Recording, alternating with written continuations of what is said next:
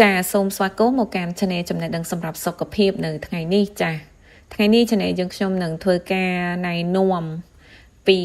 អត្ថប្រយោជន៍នៃការប្រើប្រាស់ជីរណាសម្រាប់ព្យាបាលជំងឺមួយចំនួនចាដោយដែលអ្នកទាំងអស់គ្នាបានជ្រាបហើយថាជីរណាហ្នឹងគឺជាប្រភេទជីមួយយ៉ាងដែលមានពណ៌បៃតងរាងវែងនិងមានបន្លានៅខាងតិចចាហើយជាទូទៅយើងឃើញថានិយមទទួលទានជាមួយនំប៉័ងប៉ាតេក៏ដូចជាបបរគ្រឿងចាក៏ប៉ុន្តែប្រហែលជាអ្នកទាំងអស់គ្នាក៏មិនបានដឹងពីគុណប្រយោជន៍របស់ជីរណាដែរចាដូច្នេះចូលរួមទាំងអស់គ្នាជាមួយនាងខ្ញុំពីអត្ថប្រយោជន៍នៃជីរណាដែលគេអាចព្យាបាលនៅជំងឺមួយចំនួនបានចាជំងឺទី1នោះគឺតាក់ទងជាមួយនឹងជំងឺក្រពះពោះវៀនចាយើងយកជីរណាដែលកិនរួចចំនួន2ទៅ3សប្តាហ៍ព្រាដាំជាមួយទឹកចាហើយធ្វើជាភេសជ្ជៈមួយដែលអាចជួយព្យាបាលក្រពះពោះវៀនបានយ៉ាងមានប្រសិទ្ធភាពដូចជាការរំលាយអាហារឬក៏មានអារម្មណ៍ក្អួតចង្អោររាគរួសរលាកថ្លើមនិងដំបៅក្រពះផងដែរចាទី2នោះតាក់ទងជាមួយនឹងការហៀសម្បោកគ្រុនក្តៅតិចចាយកជីរណាចំនួន20ក្រាមសាច់គោហាន់ជាចំណិតតូចចំនួន30ក្រាម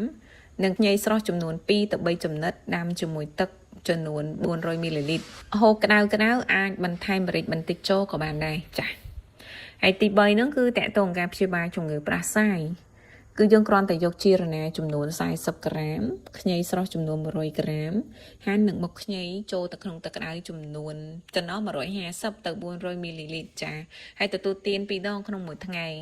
ក្រោយពេលទទួលទានរួចយើងត្រូវសម្រាកដណ្ដប់ហួយដើម្បីឲ្យយើងមានអារម្មណ៍មួយថាក្តៅនិងបែកញើសនោះវានឹងធ្វើឲ្យយើងមានអារម្មណ៍ប្រសើរជាងមុនចាហើយជំងឺទី4ហ្នឹងគឺតាក់ទងនឹងជំងឺឈឺពោះរាគរូសចាគឺយើងយកជីរណាចំនួន20ក្រាមគល់ស្លឹកគ្រៃខ្ញីចំនួន12ក្រាមយកមកដាំទឹកទទួលទាននោះយើងនឹងមានអារម្មណ៍ថាធូរស្បើយជាងមុនចាហើយទី5នោះគឺតាក់ទងជាមួយនឹងការបំបត្តិបញ្ហាក្លិនចាគឺយើងយកជីរណាមួយក្តាប់លាងឲ្យស្អាតរួចហើយម៉ត់បន្តមកយើងដាក់អំបិលបន្តិចរួចកូរឲ្យរលាយ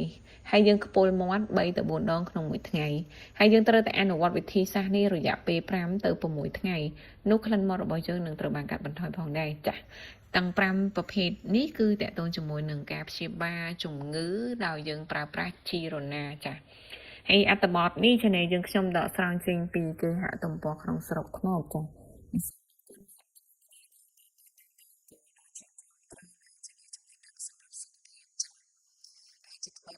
សូម20តូននិងជារូបភាពមិនចាំបាច់ទៅ Channel ណាមួយចា៎សូមអរគុណ